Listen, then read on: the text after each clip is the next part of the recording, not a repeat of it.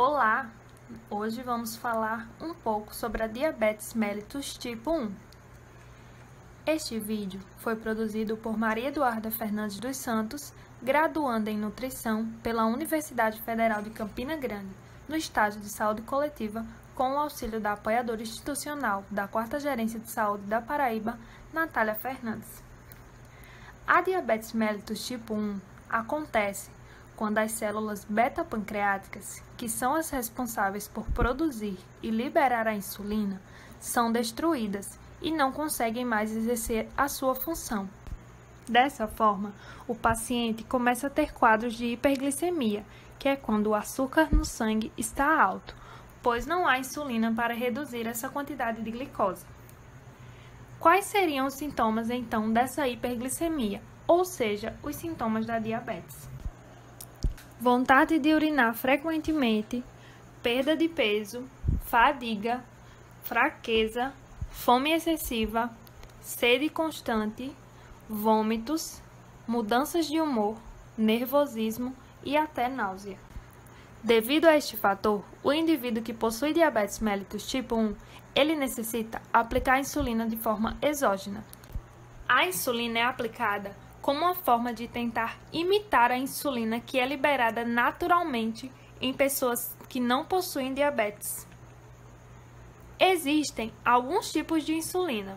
A insulina de ação rápida, que tem seu início em 15 minutos e dura entre 3 a 5 horas no organismo.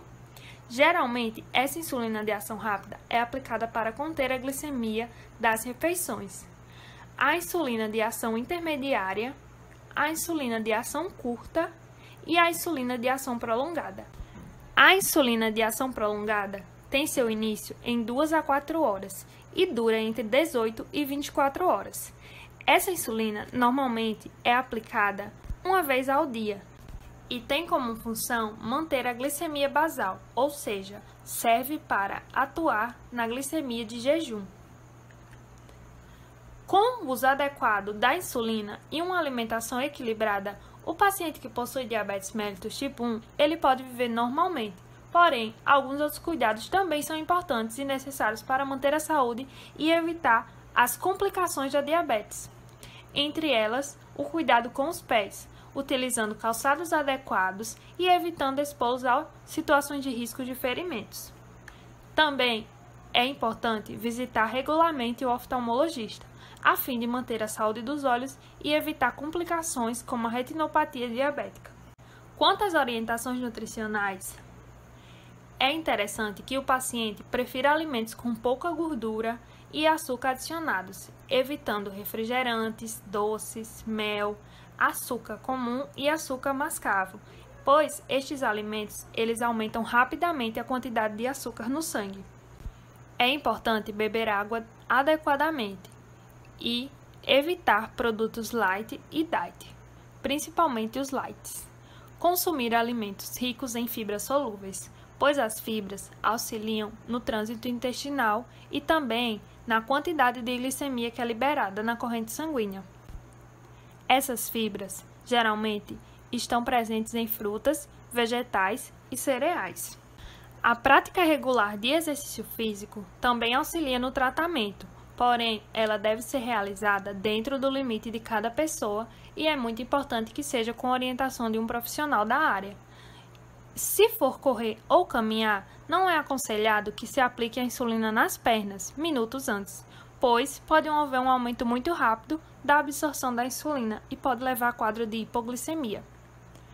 Quanto à bebida alcoólica, não se deve beber, principalmente de estômago vazio, porque a ingestão de bebida alcoólica pode levar à hipoglicemia, mas caso deseje se consumir em algum momento, não deve ultrapassar 2 porções por dia para homens e 1 porção para mulher. Uma porção pode ser uma lata de cerveja ou uma taça de vinho ou até 45 ml de destilados. Quanto aos quadros de hipoglicemia, acontece quando o nível de açúcar no sangue fica muito baixo, entre 50 e 70 mg. Caso isso aconteça, você pode estar ingerindo 1 colher de sopa de açúcar, ou 3 balas, ou 1 copo de suco de laranja. Caso a glicemia ainda esteja abaixo de 50, duplique essa dose e aguarde 15 minutos, verificando novamente. Se ainda estiver baixa, é necessário repetir a ingestão.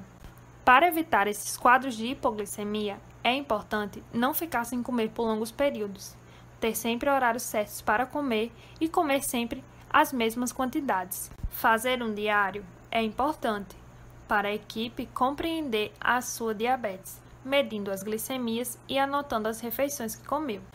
Caso estes quadros de hipoglicemia estejam acontecendo com muita frequência, é importante procurar um médico para rever as doses de insulina ou ajustar a alimentação com a nutricionista.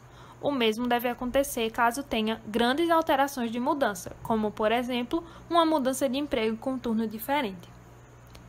Essas são orientações. Espero que tenha ajudado.